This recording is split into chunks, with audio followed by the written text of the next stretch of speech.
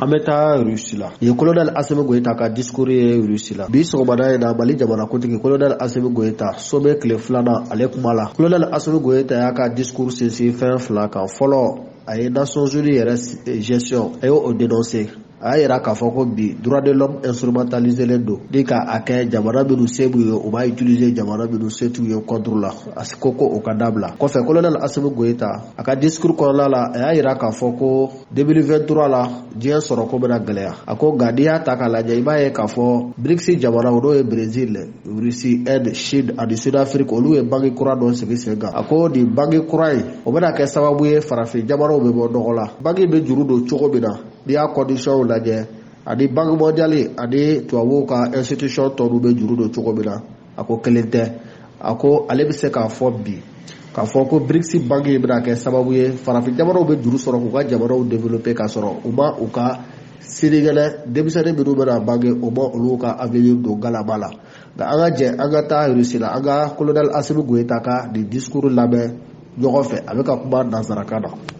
Excellence, Monsieur le Président de la Fédération de Russie, Excellence, Messieurs les chefs d'État et de gouvernement du continent africain, Messieurs les présidents des instances régionales et sous-régionales africaines, et distingués invités, Mesdames et Messieurs. Et je voudrais tout d'abord saluer et remercier Son Excellence Monsieur Vladimir Poutine, Président de la Fédération de Russie, et l'ensemble du gouvernement de la Fédération de Russie et au comité d'organisation pour l'invitation qui m'a été adressée et pour l'accueil combien chaleureux qui a été réservé à ma délégation à l'occasion de ce deuxième grand rendez-vous Russie-Afrique à Saint-Pétersbourg, ville-pont chargée d'histoire. Excellences, Monsieur le Président, distingués invités, la tenue du sommet de Saint-Pétersbourg moins de 4 ans après celui de Sochi en 2019, témoigne une fois de plus de la qualité du partenariat stratégique entre la Russie et l'Afrique. Un partenariat fondé sur une amitié de longue date, la sincérité, le respect mutuel, toutes choses qui impriment un caractère spécial à nos relations. Le Mali n'a certes pas de continuité géographique, encore moins de langues en commun avec la Russie. Cependant, nos deux pays entretiennent de solides relations d'amitié et de coopération depuis 1960, date de l'accession de notre pays à l'indépendance. En dépit des bouleversements intervenus, nos relations se sont densifiées et diversifiées avec des succès et des réalisations dans les domaines stratégiques comme les infrastructures, l'agriculture, la santé, l'enseignement supérieur et la recherche scientifique, la géologie et les mines, ainsi que la défense et la sécurité. Malgré la situation géopolitique et la conjoncture mondiale, il est évident, et cela est bien un constat, que le peuple malien est fortement mobilisé aux côtés des autorités de la transition, dont l'objectif est de construire et de consolider dans la durée un partenariat stratégique gagnant-gagnant entre le Mali et la Fédération de Russie pour le bonheur de nos deux peuples. Un tel partenariat est d'autant plus indispensable que la Russie a su prouver dans les moments difficiles son statut de partenaire traditionnel du Mali, tant par sa fiabilité que par son dynamisme dans l'accompagnement de notre pays pour relever les défis cruciaux du moment tout en respectant notre souveraineté. Convaincu que la restauration de la paix, de la stabilité et de la sécurité est la pierre angulaire de tout développement, nous avons décidé d'assumer pleinement notre responsabilité première, qui est de protéger nos populations et de défendre l'intégrité de notre territoire. Ce choix stratégique intervient après une décennie de présence des forces internationales sans résultat tangible et dont le chemin consistait à entretenir la menace sur notre territoire et nous maintenir dans la dépendance.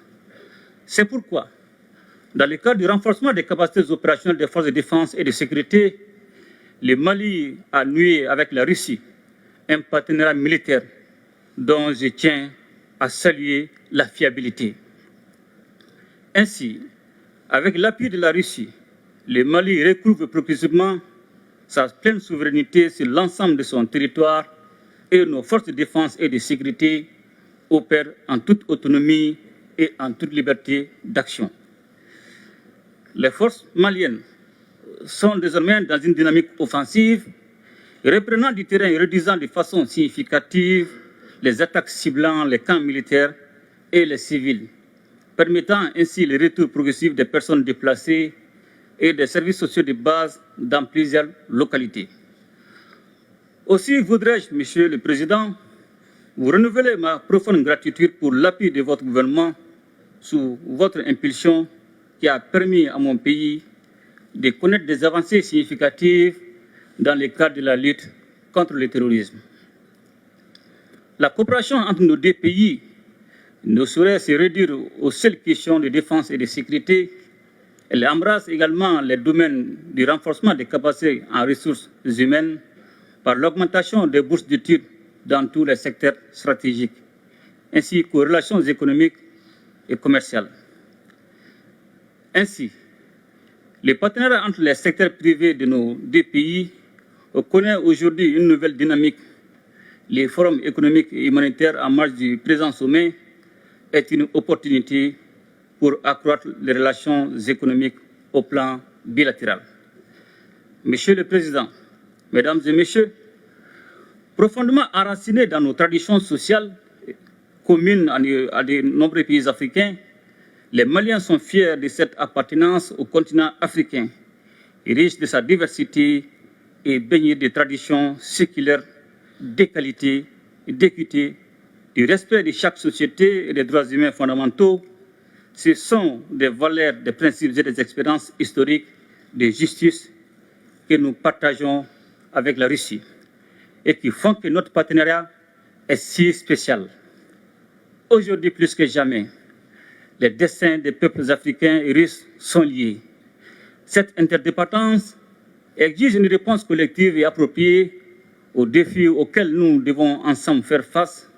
Sans cette cohésion, l'affirmation de la souveraineté pleine et entière de nos États, la lutte contre le terrorisme et la pauvreté, de même que la promotion des droits et des libertés, ne peuvent être conduites efficacement. Comme vous le savez, la région du Sahel en général et le Mali en particulier est, depuis quelques années, en proie à une crise multidimensionnelle résultante de l'intervention de l'OTAN en Libye. Et cela a rendu plus vulnérables les populations déjà confrontées aux effets combinés des facteurs sécuritaires, sociopolitiques, économiques, climatiques, environnementaux et récemment sanitaires liés à la pandémie de la COVID-19. Je voudrais également saisir cette occasion pour remercier tous nos amis et partenaires qui continuent d'exprimer leur solidarité et leur soutien au pays du Sahel en vue de renforcer la résilience de nos populations face à l'insécurité alimentaire et nutritionnelle cyclique. Aussi voudrais-je, Monsieur le Président, encourager la reprise des discussions relatives à la conclusion d'un accord international juste et équitable permettant l'exportation des céréales à destination du continent africain. S'agissant du différend qui oppose la Russie à l'Ukraine, le Mali invite les médiations internationales à plus d'ouverture et de pragmatisme en vue de poursuivre et renforcer les efforts pour un règlement pacifique de la crise. Monsieur le Président, Mesdames et Messieurs, membres des Nations Unies, le Mali reste attaché à la coopération internationale, au multilatéralisme et à un ordre international fondé sur des règles justes et équitables. Il est donc primordial que tous les membres des Nations Unies respectent les valeurs et principes fondamentaux du droit international et agissent de manière à protéger et faire respecter la Charte des Nations Unies. C'est la raison pour laquelle le Mali soutient l'initiative de la Russie, appelant à un nouveau consensus pour défendre les buts et principes de la Charte. La multiplication des crises et des conflits en dépit de l'implication de la communauté internationale plaide en faveur d'une nouvelle architecture de la sécurité internationale qui passera forcément par une réforme du Conseil de sécurité de l'ONU. Notre organisation commune doit s'adapter au monde multipolaire afin de conserver toute sa crédibilité. L'instrumentalisation et la politisation de la question des droits de l'homme doivent cesser, de même que le système deux poids, deux mesures. La question de l'élargissement du Conseil de sécurité est aujourd'hui un point majeur à l'ordre du jour de la réforme du système des Nations Unies. Elle est nécessaire et justifiée avec la proposition de l'Union africaine qui réclame seulement 2 sièges permanents pour l'Afrique. Le sommet de Saint-Pétersbourg nous donne l'opportunité de tracer ensemble les contours d'un espace commun de prospérité, de stabilité et de sécurité. Il reste entendu que ce cadre rénové sera élaboré sur la base des principes de respect mutuel, de relations d'égal à égal et des intérêts partagés au bénéfice de nos populations. Monsieur le Président, Mesdames et Messieurs, la situation économique mondiale est inquiétante. En effet, selon les prévisions, l'économie mondiale serait au bord de la récession en 2023. Cependant, nous avons des motifs d'espérance et demeurons particulièrement attentifs à une autre alternative qui se caractérise par l'émergence des BRICS. Les pays des BRICS se hissent au premier rang de l'économie mondiale et constituent des réponses fiables pour le continent sans contrepartie hypothéquant le développement de notre continent et l'épanouissement de nos populations. Ainsi, les BRICS constituent un réel espoir de soustraire nos pays d'un ordre international fondé sur la domination et la marginalisation. C'est pourquoi le Mali soutient des initiatives telles que créer une banque de développement pour le financement des infrastructures ou encore offrir de nouveaux mécanismes et moyens de paiement internationaux. Excellences, Monsieur le Président, Mesdames et Messieurs, dans un monde marqué par de nombreux défis complexes, la tenue de ce sommet a été accueillie avec enthousiasme en Afrique.